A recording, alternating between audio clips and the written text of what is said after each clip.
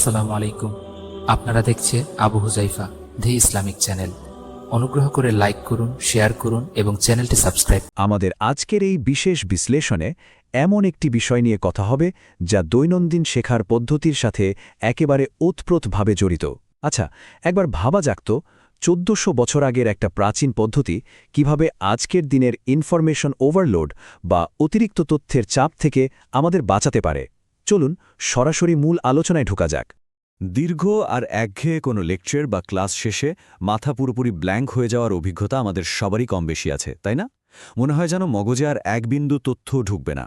আধুনিক যুগে এই খুব সাধারণ সমস্যাটিকে লার্নার ফ্যাটিক বা শিক্ষার্থীর ক্লান্তি বলা হয়।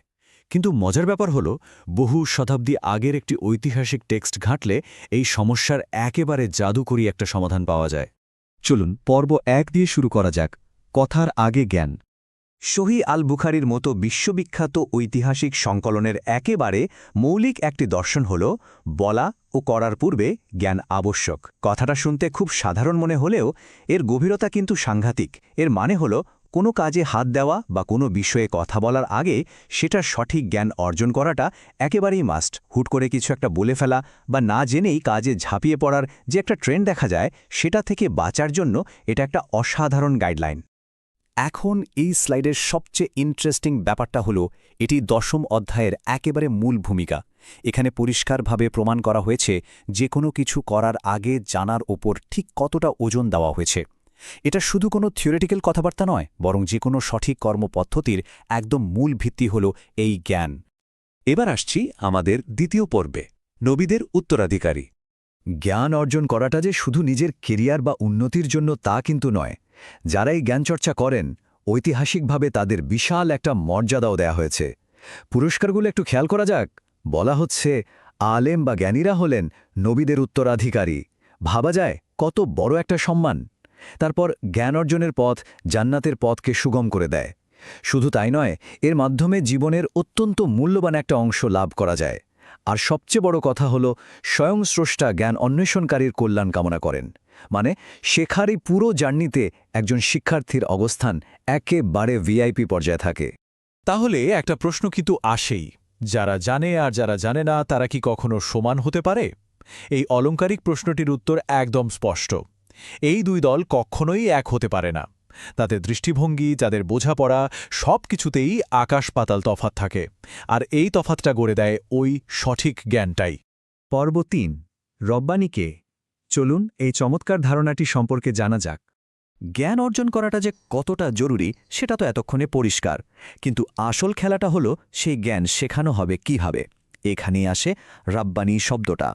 রাব্বানী বলা হয় সেই শিক্ষককে যিনি জ্ঞানের বড়, ভারী আর জটিল বিষয়গুলোতে ঝাঁপিয়ে পড়ার আগে ছোট এবং সহজে হজমযোগ্য বিষয়গুলো শেখান। তো এখানে সবচেয়ে গুরুত্বপূর্ণ পয়েন্ট হলো পেডাগজি বা শিক্ষাদানের কত চমৎকার আর প্রাচীন একটা ফ্রেমওয়ার্ক এটি।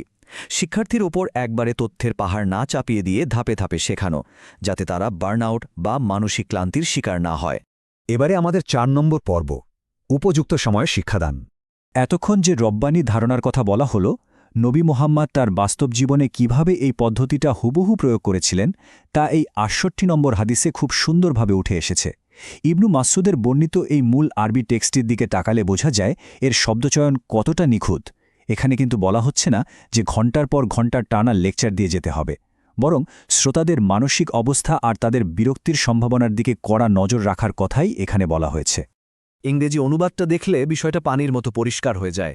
স্লাইডে যেমনটা বলা আছে, the prophet use to take care of us in preaching by selecting a suitable time so that we might not get bored. মানে, একদম নির্দিষ্ট আর উপযুক্ত সময়ে এমনভাবে কথাগুলো বলা হতো যাতে কেউ বোর ফিল না করে। মানুষের কানের কাছে সারাক্ষণ জ্ঞানের কথা বলে তাদের অতিষ্ঠ করা থেকে খুব সচেতনভাবে দূরে থাকা হতো। সত্যি বলতে, আধুনিক যুগের যে কোনো কমিউনিকেটর বা শিক্ষকের জন্য এটা আক্ষরিক অর্থেই একটা মাস্টার ক্লাস। চলে এলাম একেবারে শেষ ভাগে, পর্ব ৫, পরিমিতি বোধের প্রজ্ঞা। পুরো আলোচনা থেকে দারুণ দুটো ব্যাপার বেরিয়ে আসে, যেগুলো শুনতে উল্টো মনে হলেও আসলে এক মুদ্রার এপিঠোপিঠ।